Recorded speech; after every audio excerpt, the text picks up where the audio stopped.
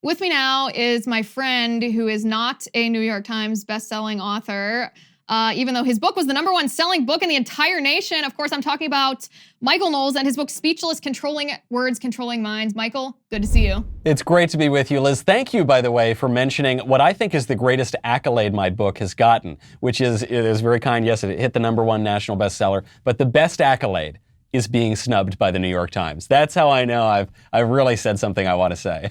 Well, listen, it's pretty well known in conservative circles that the New York Times discriminates against right-leaning books. And they have their super secret sauce algorithm that they won't tell anybody how to actually achieve New York Times bestseller status. But usually it's not quite as blatant as it was with your book. I mean, you sold the most copies of any book in the entire country the week of your book release. And yet they not only didn't make the #1 spot, which you deserved, you didn't make any spot. Why do you think that is? What do you think you said in the book that made the New York Times so nervous, so skittish that they felt like they couldn't even mention your name?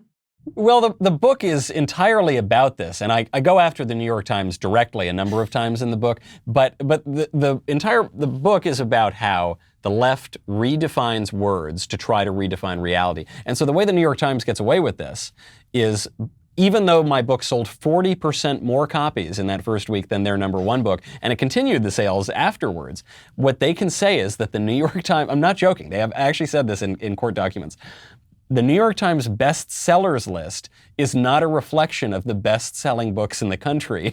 It is an editorial product of the New York Times. And so it's no surprise to me that a book that calls out the way in which the left manipulates language and the reasons for which the right has failed to stop them, that sort of book would not make their list, because I think it's letting the secret out.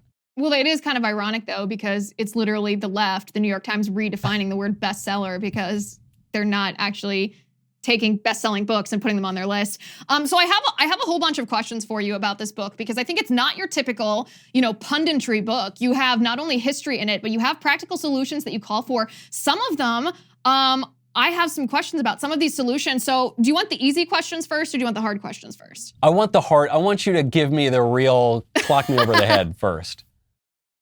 Okay, well, I want to give full context to everyone who's watching this. So first, talk to me about, and this is, I think, perhaps the most important part of your book, talk to me a little bit about the history of political correctness, because this came onto the scene in the United States, at least by name, in the last decade or so. As recently as the early 90s, you really didn't hear that term political correctness too much. You heard it a lot recently. Give us a little bit of a history about how this came to be in our country before I challenge you on your solution. Great. So we have only really talked about political correctness, or now we call it wokeness or cancel culture, as you say, for the past few decades. But I think it goes back much further. I think it goes back to the 1920s or so. There were a number of usually Marxist philosophers who recognized that a radical revolution was not going to occur if conservatives maintained what they called cultural hegemony. No revolution is going to succeed if the radicals don't have the common sense. And so they called for an infiltration of the established institutions, the manipulation of language and ritual and tradition and custom, the upending of standards in society to resettle them more closely on their political terms. And so I trace it in the book from the 20s to the 30s, the 40s, 50s, and the 60s. You see the rise of the new left, a huge upending of traditional standards in our society. And then in the 70s, you had the second wave feminists, notably. Huge upending of the private aspects of life. There was a line from the second wave feminists that the personal is the political, that who washes the dishes in your home, that's a political question. And this directly leads to why now everything seems to have become politicized. Our running shoes, our chicken sandwiches, and everything else. They were politicized so that they could be resettled again on the left's terms. Then in the 80s and 90s, you see this enter the universities, where it has spread its poison throughout the country. Certainly it's spread throughout the culture as well. And now we see, especially with the rise of big tech, a real clamping down on speech, on terms that are more advantageous to the left. And so we've seen this happen for the past 100 or so years. And conservatives, I think, have made this crucial mistake. We have viewed political correctness as a battle between free speech on the one hand and censorship on the other. And I don't think that's what it is. I think all speech regimes tolerate some speech. They don't permit other speech. Even American free speech, which is pretty broad, there are lots of things that you're not allowed to say. Every society has standards. And so what the left did is it reframed the debate into one over the standards, the things you can and cannot say. Today I can go on TV and say all manner of filthy, dirty words, and that'll be perfectly fine. But if I say that a man is not a woman, I could very easily be kicked off of TV or off of Twitter or off of anything else. So, the way I put it is, in the 1950s, we canceled communists. Today, we cancel anti-communists. The cancel culture still exists. It's just the standard by which one is canceled. And so I think conservatives need to be much more serious. We need to learn from the left and how these tactics worked, and then we need to set the standards ourselves. So that's where I wanna dive into what you mean by that, because are you advocating that we conservatives play by the same rules as the left and actually redefine words or censor speech ourselves in order to defeat the tactics of the left? Or explain exactly what you mean. I don't think that we should redefine words. I think that we should use words very precisely so that our words better comport with reality. You know, what the left has tried to do, because they believe, and many of their theorists in the 1960s said this, that objective reality doesn't really exist. It doesn't matter. Everything is socially constructed. It's all just words, words, words. If I call a man a woman, he really is a woman. And so they believe that that will totally reorder society. It will cause some problems, but I think that reality will reassert itself in the end. And so I think we should use language that is much more in line with reality. But to your second question, this is the tough one. Should conservatives embrace censorship? The answer is 100% yes. This is not even a prescriptive statement. I'm making more of a descriptive observation. There is always censorship. Every single society censors certain things. Today, if someone walked up to the water cooler with a swastika armband yelling Zig Heil and then lost his job, no conservative would say that that was cancel culture because of that. If some person wants to go teach, if that same Nazi wants to go to Yale University and teach sociology about the superiority of the Aryan man, when he lost his job, no one would say that was a threat to academic freedom or censorship or cancel culture or whatever.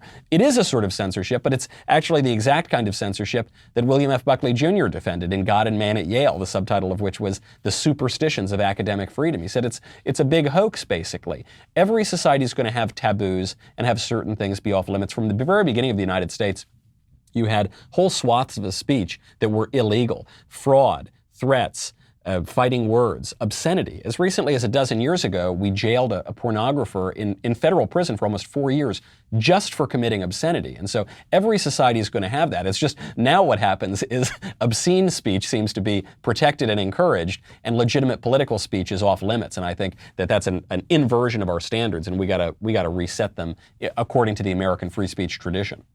So differentiate, though, for me between cultural, and you can call it censorship if you want, or accountability, cultural accountability versus the government censoring. Because the water cooler example that you gave, or even the Yale professorship example that you gave, that would be private industry, right? That's private industry that's saying, hey, this is not appropriate behavior if you want to be on our premises or part of our program. That's not the government restricting their right to free speech. So which would you advocate for? Do you advocate for cultural accountability, that we say, hey, if you're not going to live by our moral standards, we're not going to hire you, or we're not going to allow you to be in our presence at a school? Or do you advocate for the government to actually censor speech? I don't think that the line is quite so clear between those two things. I mean, the government has censored lots of speech, notably obscenity, right? That would be against the law. The government's prosecuted communists for their political speech calling for the overthrow of the U.S. government, as well they should. Those laws are still on the books today.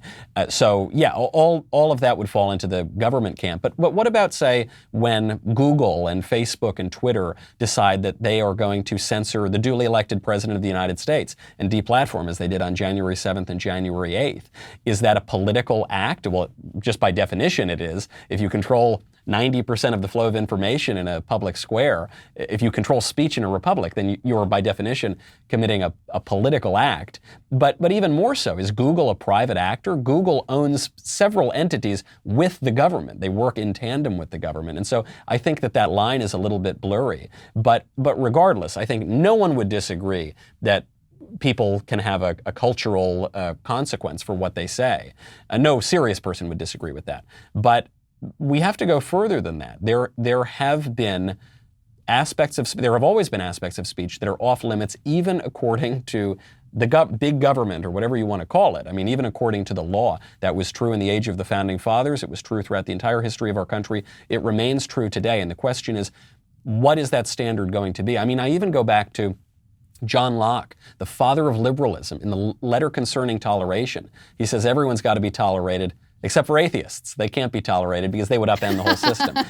John Milton says in Areopagiticus, most famous defense of free speech in the English language, he says, everyone's got to be tolerated, free speech for everyone, except Catholics. So thankfully that one went away, so you and I can speak here today. But I understand the point he's making. He's saying that would be a threat to the political order, and you wouldn't have any free speech if more religious wars roiled Britain, which they had. In your book, you say conservatives have made this sort of critical mistake by being free speech absolutists. And I would count myself, actually, as someone who leans more towards being a free speech absolutist for the following reason. If we, as Republicans, use the power of the government to control speech or censor speech almost in any way, once we no longer have that power, which historically we obviously go back and forth between the two parties controlling the government. Once we no longer have that power of the government could be wielded against us to censor us as conservatives. And we've certainly seen that happen. So I'm very skeptical of the idea of using government to censor anything. So I want to go back to the big tech example that you gave. I do think that's a gray area, because this is certainly President Trump's argument, I think, in his lawsuit against big tech, that big tech was acting as an arm of the government. So they didn't have the right as an entity of the free market to determine who's on their platform or not. That when you're acting as an arm of the government, your users have a constitutionally protected right to free speech. I think that's a pretty good argument in this particular sense. But what are some other areas then that you would advocate for the government to actually get involved in the regulation of speech? Well, it is a good example that Trump is using in this lawsuit, because the Biden administration has basically admitted that they are using Facebook and these big tech companies as a proxy, as an arm of the government. But there are plenty of other aspects of speech that are off limits too. So one example I would give is the calling for the overthrow of the government. That's political speech, but it's illegal, and it has been illegal in the United States since the very beginning. But what's an example that's not already on the books that you would advocate for conservatives not having pushed as hard for as you think we ought to? Well, I think we ought to enforce the laws that are on the books. The problem is we don't enforce them at all. Obscenity is the great example. We argue about Section 230 of the Communications Decency Act. Everyone forgets the point of the Communications Decency Act was to stop indecent speech on the internet, notably to stop pornography. And it passed with a Republican House, a Democrat Senate, and a Democrat president. There was an even more restrictive bill called the Child Online Protection Act that went not just after indecent or obscene material, but even material that appeals to the prurient interest. That obviously is invoking standards of decency that today many free speech absolutists would say are a little too vague. This had widespread support in the United States. The only reason that these things didn't go into effect, and why the anti-indecency provision of the CDA was struck down, is because some robed lawyers on the Supreme Court didn't like it very much. And so they take that out. So I would certainly be of the opinion that we need to go in and enforce, for instance, obscenity laws. That would probably be the easiest one of all. But I'll give the example that a former conservative columnist made when he was at least still calling himself conservative.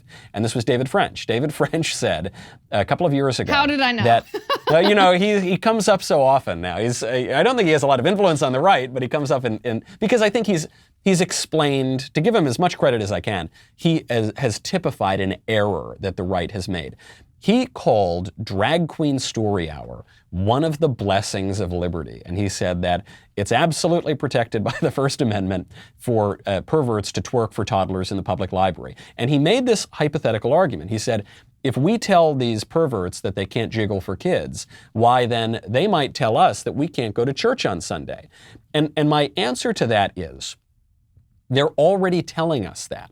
They have been keeping us out of church for over a year now in many places in the country. And even more broadly, if you're telling me that we really don't have the faculties of reason or the moral conscience to discern between a pervert twerking for a toddler and a pastor preaching the gospel, then what you're telling me is we are not capable of self-government because self-government requires that you discern between true and false and good and bad and right and wrong. And our founding fathers wrote about that at great length. I mean, when we hear the hypothetical fear of, yes, the government is going to have some say through its proxies and even directly over how speech is treated in this country, why then the left will use it when they get power, I just think that would be a compelling hypothetical argument if it weren't already happening in practice, but the left is doing this. I think that's why it's scary, because we see that the left does take advantage of that, which is what they're doing right now. If we then play by their rules, we do risk them, taking off the gloves even further, if that's possible.